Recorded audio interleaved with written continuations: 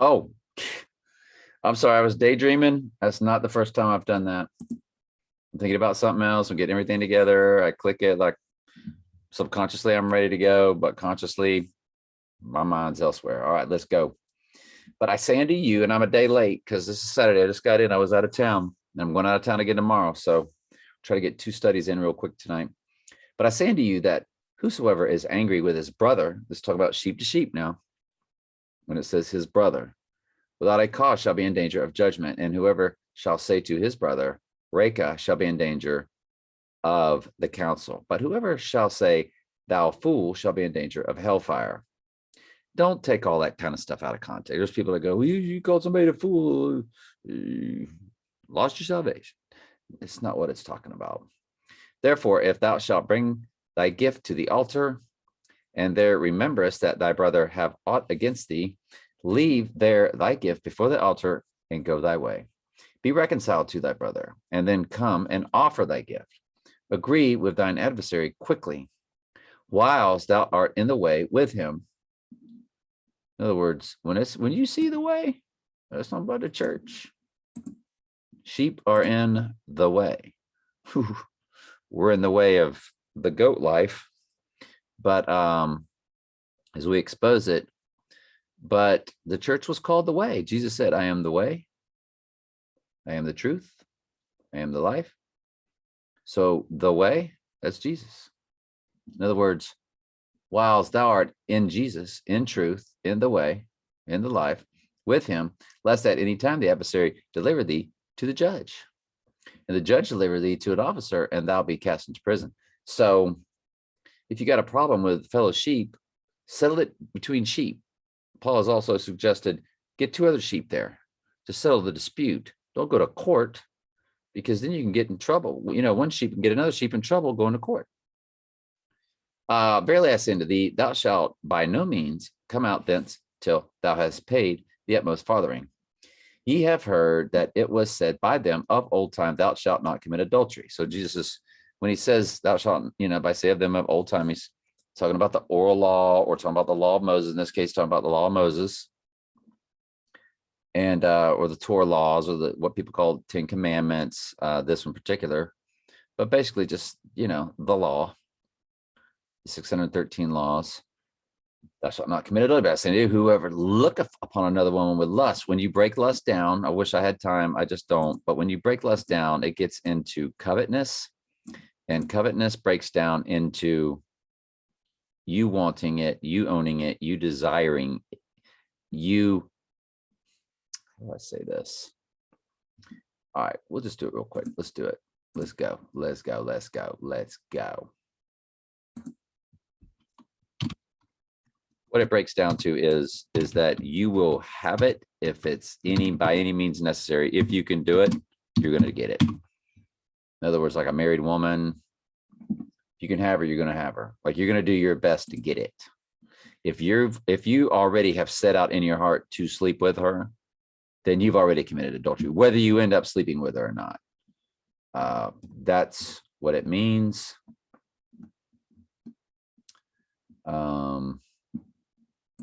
1937. It's a verb. It means turn upon a thing, to have desire for, to long for, to desire, to lust after, covet. So now let's look up the word covet. Of things, those who seek. You seek after it. You are going after it. Things that are forbidden. Will it give us the word covet?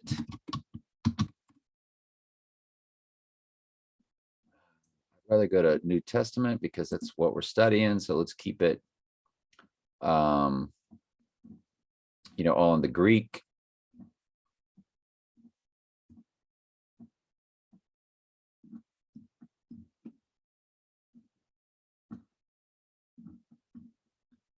Oh man. Let me go back real quick. What did I miss here? And thy, okay. It's Micah. Let's go Romans. What shall we say this? Thou shalt not covet. Okay, let's try again. It's the very last word. I just guess I didn't go down far enough. It's the same word, G 1937. So lust turns into covet, and covet turns into, when you really break it down, it is to, because when they're talking about desiring, longing, desiring, they're not just talking about going like, wow, that would be somebody that would be nice to marry, if they were single. That's not what, when you see that seek, to turn upon a thing, I'm not really sure. That might go to,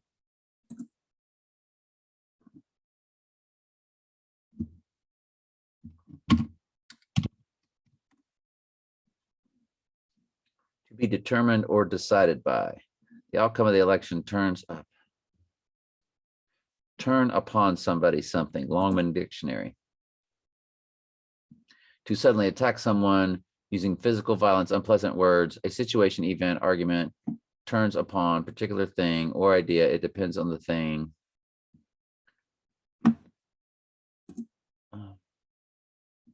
don't know. But lust and covet end up being the same words in the Greek.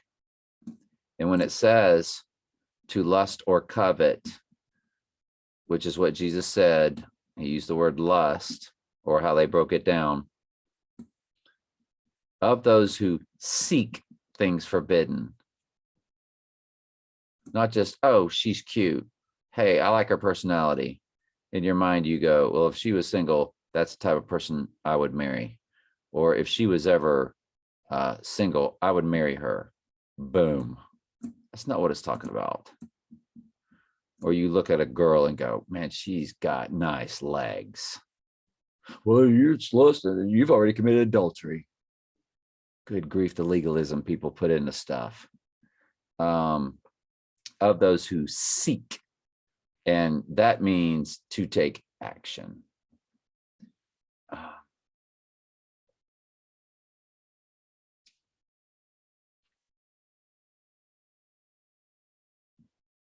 When it says that many of the prophets and the righteous men have desired to see those things which ye have seen, that means they took action to get it done. And then it says, and have not seen them. Are you digging what I'm saying? You picking up what I'm laying down here?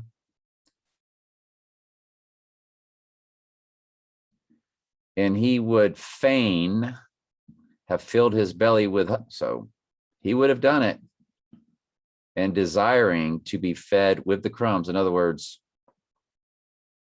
that's what he was physically going after, mentally, physically, he was going after it.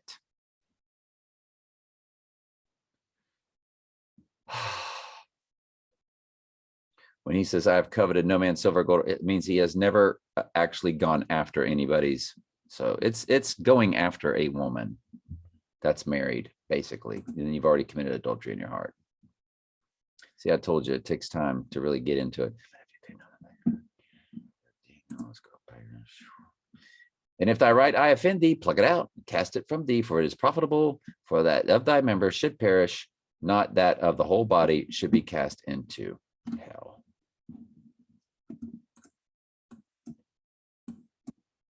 I wanted to read that first part also in the New Living, just to sort of make sure I was understanding it properly. But if I say, if you are even angry with somebody, you are subject to judgment. If you call someone an idiot, you're in danger of being brought before the court. And of course, curse someone, you're in danger of fires of hell. If you are representing a sacrifice, so when it talked about fool, that's how it actually broke down. See, when you really break words down in the Greek, it gets different meanings. So if you are presenting a sacrifice at the altar to temple, you suddenly become a member of someone against you. Yeah, this one was ambiguous also, so let's read it. So if you are presenting a sacrifice at the altar in the temple and you suddenly remember that someone has something against you, leave your sacrifice there at the altar and go be reconciled to that person, then come and offer your sacrifice to God. Okay, that gives a little more clarity too. When you're on the way to court with your adversary, settle your differences quickly. Otherwise, your accuser may hand you over to the judge, who will hand you over to an officer, and you will be thrown into prison. If that happens, you surely won't be free again until you have paid that last penny. All right. Then it talks about teaching about adultery. Let's see how they break it down. If you have heard the commandment that you must not commit adultery, but I say to you, even if you look at a woman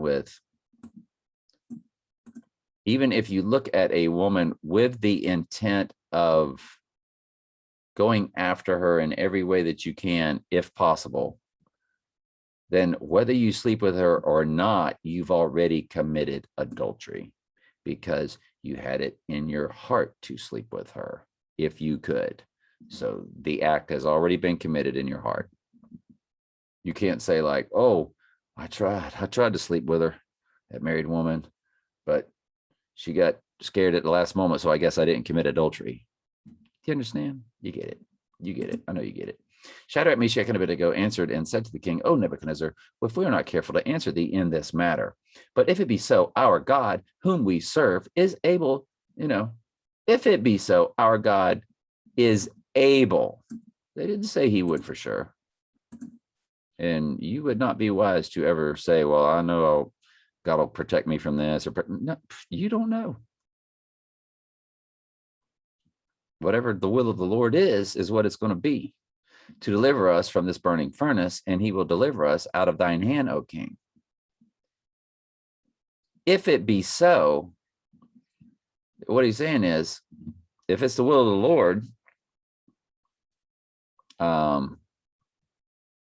he can do it. He is able to deliver us, whether he does it or not, but he's able to. Well, here they go. I already highlighted. They break it down here. They go, but if not.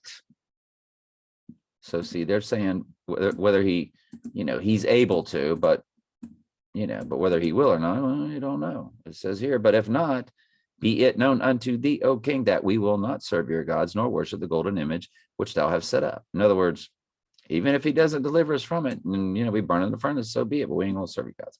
Then was Nebuchadnezzar full of fury, and the form of his countenance was changed against Shadrach, Meshach, and Abednego. Therefore he spake and commanded that they should heat the furnace 7 times more than it was to be heated. And he commanded the most mighty men that were in his army to bind Shadrach, Meshach, and Abednego, and to cast them into the burning furnace. Then these men were bound in their coats, their hosen, and their hats, and their garments, and were cast into the midst of the burning fires. Love y'all very much. Ask questions anytime.